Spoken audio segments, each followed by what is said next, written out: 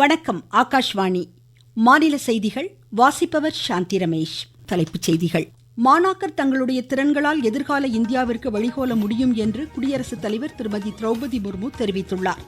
தேச கட்டமைப்பில் விடுதலை போராட்ட வீரர் டாக்டர் ஷியாம பிரசாத் முகர்ஜியின் தன்னிகரற்ற பணி என்றென்றும் நினைவில் கொள்ளப்படும் என்று பிரதமர் திரு நரேந்திர மோடி கூறியுள்ளார். தமிழ்நாடு அரசு தேர்வாணையம் மூலமாக தொழில் வணிகத்துறைக்கு தேர்ந்தெடுக்கப்பட்ட 50 பணியாளர்களுக்கு முதலமைச்சர் திரு மு க ஸ்டாலின் நியமன ஆணைகளை இன்று வழங்கினார். சிதம்பரம் நடராஜர் திருக்கோவில் ஆணி திருமஞ்சன விழா இன்று காலை கொடியேற்றத்துடன் தொடங்கியது. லீட்ஸில் இங்கிலாந்திற்கு எதிராக 96 ரன் முன்னிலை என்ற நிலையில் இந்தியா தனது இரண்டாவது இன்னிங்ஸை இன்று பிற்பகல் தொடர்ந்து விளையாடுகிறது. இனி விரிவான செய்திகள். குடியரசுத் தலைவர் திருமதி திரௌபதி முர்முவின் உரைகள் அடங்கிய விங்ஸ் டு ஆர் ஹோப்ஸ் இரண்டாவது தொகுப்பை பாதுகாப்புத்துறை அமைச்சர் திரு ராஜ்நாத் சிங் இன்று மாலை புதுடெல்லியில் வெளியிடுகிறார். குடியரசுத் தலைவரின் தொலைநோக்கு பார்வை, தத்துவம், உயர் முன்னுரிமை போன்றவற்றை வலியுறுத்தியுள்ள அவரது 51 உரைகளிலிருந்து இந்த தொகுப்பு வெளியிடப்படுகிறது. ஹிந்தி, ஆங்கில மொழிகளில் வெளியிடப்படும் இந்த பதிப்பின் மின்னணு தொகுப்பும் வெளியிடப்பட உள்ளது. மத்திய தகவல் ஒலிபரப்புத்துறை அமைச்சர் திரு அஸ்வினி வைஷ்ணவ், இணையமைச்சர் டாக்டர் எல் முருகன் ஆகியோர் இதில் பங்கேற்கின்றனர். முன்னதாக குடியரசுத் தலைவர் திருமதி திரௌபதி முர்மு புதுடெல்லி விஞ்ஞான் பவனில் இந்திய பட்டய கணக்காளர்கள் கல்வி நிறுவனத்தின் பட்டமளிப்பு விழாவில் பட்டங்களை வழங்கி உரையாற்றுகையில், இந்நிறுவனத்தின் பாடத்திட்டங்கள் எதிர்கால இந்தியாவிற்கு பெரிதும் பயனளிக்கும் என்றார். மாணாக்கர் தத்தம் திறன்களால் எதிர்கால இந்தியாவிற்கு வழிகோல முடியும் என்று சுட்டிக்காட்டிய அவர், வலுவான பொருளாதாரத்திற்கு இந்நிறுவனம் வகை செய்வதாக குறிப்பிட்டார். நாட்டின் ஒருமைப்பாட்டை பாதுகாக்கும் முயற்சியில் பாரதிய ஜன்சங் நிறுவனர் டாக்டர் ஷியாம பிரசாத் முகர்ஜி அர்ப்பணிப்புடனும் துணிச்சலுடனும் செயலாற்றியதாக பிரதமர் திரு நரேந்திர மோடி புகழாரம் சூட்டியுள்ளார். அன்னாரது 72வது நினைவு தினத்தையொட்டி அவருக்கு அஞ்சலி செலுத்திய பிரதமர், தேச கட்டமைப்பில் ஷியாம பிரசாத்தின் தன்னிகரற்ற பணியை நாடு என்றென்றும் நினைவு கூறும் என்றார். பிஜேபி தேசிய தலைவர் திரு ஜே.பி. நட்டா புதுடெல்லியில் கட்சியின் தலைமையகத்தில் டாக்டர் ஷியாம பிரசாத் முகர்ஜி சிலைக்கு மலரஞ்சலி செலுத்தினார். இந்நிகழ்வில் பேசிய திரு ஜே.பி. நட்டா, அவரது நினைவாக நாடு முழுவதிலும் சிறப்பு நிகழ்ச்சிகளுக்கு ஏற்பாடு செய்யப்பட்டுள்ளதாக குறிப்பிட்டார். சுதந்திர போராட்ட வீரரான டாக்டர் ஷியாம பிரசாத் முகர்ஜி 1953ஆம் ஆண்டு ஸ்ரீநகர் சிறையில் இருந்தபோது உயிரிழந்தார். ஈரான், இஸ்ரேல் நாடுகளிடையே பதற்றம் தொடர்ந்து அதிகரித்து வரும் நிலையில் சர்வதேச சந்தையில் எண்ணெய் விலை அதிகரித்து வருகிறது. ஈரான் மீதான இஸ்ரேல் தாக்குதலில் அமெரிக்காவும் இணைந்ததை தொடர்ந்து உலகின் முக்கியத்துவம் வாய்ந்த எண்ணெய் கப்பல்களின் வழித்தடமான ஹார்மஸ் ஜலசந்தியை மூட ஈரான் பாராளுமன்றம் ஒருமனதாக தீர்மானம் நிறைவேற்றியுள்ளது. உலகளாவிய எண்ணெய் ஏற்றுமதியில் 20% மற்றும் பெரும்பகுதி இயற்கை எரிவாயு கப்பல்கள் ஹார்மஸ் ஜலசந்தி மூலம் பயணிப்பது குறிப்பிடத்தக்கது. ஈரானிய அணுசக்தி நிலைகளின் மீது அமெரிக்கா தாக்குதல் நடத்தியதற்கு பதிலடியாக இந்நடவடிக்கை கருதப்படுகிறது. அமெரிக்க ராணுவ படைகளும் தயாராக வைக்கப்பட்டுள்ளன. இந்நிலையில் ஈரான் வெளியுறவு அமைச்சர் திரு அப்பாஸ் அராக்சி பேச்சுவார்த்தைகளுக்காக இன்று மாஸ்கோ சென்றுள்ளார். ஈரான் அரசியலில் மாற்றங்கள் ஏற்படுவதற்கான வாய்ப்புகள் உள்ளதாக அமெரிக்க அதிபர் டொனால்டு டிரம்ப் சூசகமாக கூறியுள்ளார். குஜராத், மேற்கு வங்கம், பஞ்சாப், கேரளம் ஆகிய 4 மாநிலங்களின் 5 சட்டப்பேரவை தொகுதி இடைத்தேர்தலுக்கான வாக்கு எண்ணிக்கை இன்று நடைபெறும் நிலையில், குஜராத் மாநிலம் காடியில் பிஜேபியும், விசவதாரில் ஆம் ஆத்மி கட்சியும் முன்னிலையில் உள்ளன. மேற்கு வங்கத்தில் திரிணாமுல் காங்கிரஸ், பஞ்சாபில் ஆம் ஆத்மி கட்சி, கேரளத்தில் காங்கிரஸ் கட்சிகள் முன்னிலை வகிக்கின்றன.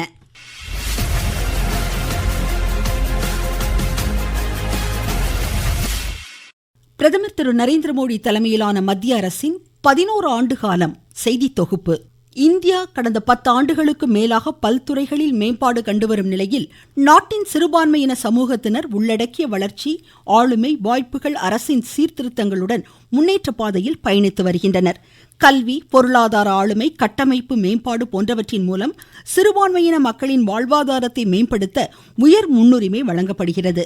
பிரதமரின் ஜன்விகாஸ் காரியக்ரம் என்ற சிறுபான்மையினர் மேம்பாட்டு திட்டத்திற்காக 18,400 கோடி ரூபாய் நிதி அனுமதிக்கப்பட்டுள்ளது. தேசிய சிறுபான்மையின மேம்பாடு மற்றும் நிதிக்கழகம் மூலம் 1,74,000 பயனாளிகளுக்கு 752 கோடி ரூபாய் நிதி உதவி வழங்கப்பட்டுள்ளது. ஹஜ் சுவிதா செயலி மூலம் ஹஜ் பயனாளிகளின் நலன்களை உறுதி செய்துள்ள அரசு, வெளிப்படைத்தன்மை, ஆளுமையை வலுப்படுத்தும் வகையில் வக்ஃப் திருத்த சட்டம் 2025 கொண்டு வந்தது. வக்ஃப் சொத்துக்களின் மின்னணு மேலாண்மைக்கு வகை செய்யும் விதத்தில் உமீத் இணையதளமும் அறிமுகம் செய்யப்பட்டுள்ளது.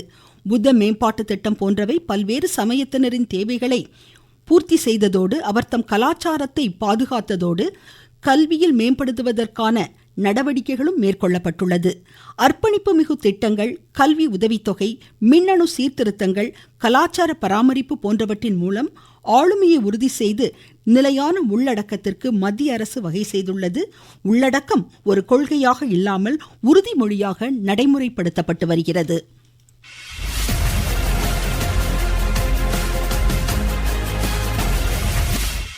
நீங்கள் கேட்டுக்கொண்டிருப்பது ஆகாஷ்வாணியின் மாநில செய்தி அறிக்கை. மோடி அரசின் 11 ஆண்டுகள். உலக பொருளாதாரத்தில் 4வது இடம், உலக தரத்திலான கட்டமைப்பு வசதிகள், 25 கோடிக்கும் மேற்பட்டோர் வறுமையிலிருந்து மீட்பு, 86 கோடிக்கும் மேற்பட்டோருக்கு இலவச உணவு தானியங்கள், அனைத்து துறைகளிலும் வளர்ச்சி, சேவை, நல்லாட்சி, ஏழைகளின் நலன். இதுவே மோடி அரசின் தாரக மந்திரம். வளர்ச்சியடைந்த இந்தியாவிற்கான நரேந்திர மோடி அரசின் பயணத்தில் இது அமுத காலம். தமிழ்நாடு அரசு தேர்வாணையம் மூலமாக தொழில் வணிகத்துறைக்கு தேர்ந்தெடுக்கப்பட்ட 50 பணியாளர்களுக்கு முதலமைச்சர் திரு மு.க. ஸ்டாலின் சென்னை தலைமைச் செயலகத்தில் இன்று நியமன ஆணைகளை வழங்கினார்.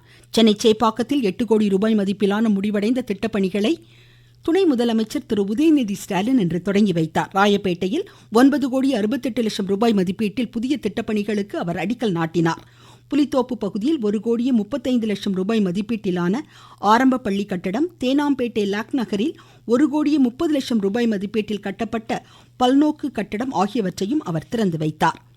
சென்னையில் மாநில பள்ளிக்கல்வித்துறை அமைச்சர் திரு அன்பில் மகேஷ் பொய்யாமொழி தலைமையில் கல்வி ஆய்வுக்குழு கூட்டம் இன்று நடைபெற்றது. தமிழ்நாடு பாடநூல் கல்வியியல் பணிகள் கழக மேலாண் இயக்குனர் திரு சங்கர், பள்ளிக்கல்வி இயக்குனர் முனைவர் கண்ணப்பன் உள்ளிட்டோர் பங்கேற்ற இந்த கூட்டத்தில் கன்னியாகுமரி, மயிலாடுதுறை உள்ளிட்ட 13 மாவட்டங்களின் முதன்மை கல்வி அலுவலர்கள் கலந்து கொண்டனர். பள்ளி கல்வித்துறையின் செயல்பாடு, மாணாக்கருக்கான மேம்பட்ட நலத்திட்டங்கள் ஆகியவை குறித்து இதில் விரிவாக ஆராயப்பட்டது. கார்கில் போர் வெற்றி தினம் வரும் 26ஆம் தேதி கொண்டாடப்பட உள்ள நிலையில் இப்போரில் உயிரிழந்த ராணுவ வீரர்களுக்கு வேலூர் அணைக்கட்டு அருகே கன்னிகாபுரத்தில் இன்று மலர் அஞ்சலி செலுத்தப்பட்டது. இவ்வீரர்களின் குடும்பத்தினருக்கு பரிசுகளும் வழங்கப்பட்டன.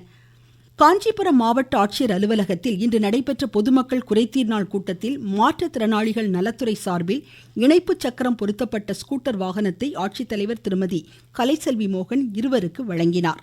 புதுக்கோட்டை மாவட்டத்தில் வேளாண் இயந்திரங்கள் மற்றும் கருவிகளின் பாதுகாப்பு தொடர்பான முகாமை மாநில இயற்கை வளங்கள் துறை அமைச்சர் திரு ரகுபதி இன்று தொடங்கி வைத்தார். இம்முகாமில் வேளாண் இயந்திரங்களின் திறன்மிகு பராமரிப்பு குறித்த விழிப்புணர்வு ஏற்படுத்தப்பட்டதாக மாவட்ட ஆட்சித்தலைவர் திருமதி அருணா தெரிவித்தார்.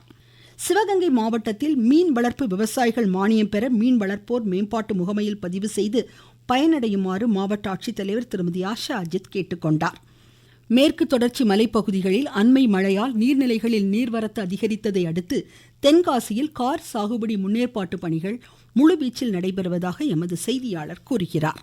தென்காசி மாவட்டம் மேற்கு தொடர்ச்சி மலைப்பகுதிகளில் பெய்த மழையின் காரணமாக நன்னகரம், சிந்தாமணி, மேலகரம், இளஞ்சி, வல்லம் உள்ளிட்ட பகுதிகளில் ஆயிரக்கணக்கான ஏக்கர் விளைநிலங்களில் கார் சாகுபடிக்கான முன்னேற்பாடு பணிகளை விவசாயிகள் துவங்கியுள்ளனர். முதற்கட்டமாக நெல் நடவு பணிக்கான நெல் விதை பாவும் பணிகளை தற்போது விவசாயிகள் தீவிரமாக மேற்கொண்டு வருகின்றனர். இங்குள்ள குண்டார் அணை, கருப்பாநதி அணை, ராமநதி அணை உள்ளிட்ட அணைகளின் நீர்வரத்தும் வெகுவாக உயர்ந்து வருவதால் விவசாய பெருமக்கள் மகிழ்ச்சி அடைந்துள்ளனர். தென்காசி மாவட்டத்திலிருந்து செந்தில்.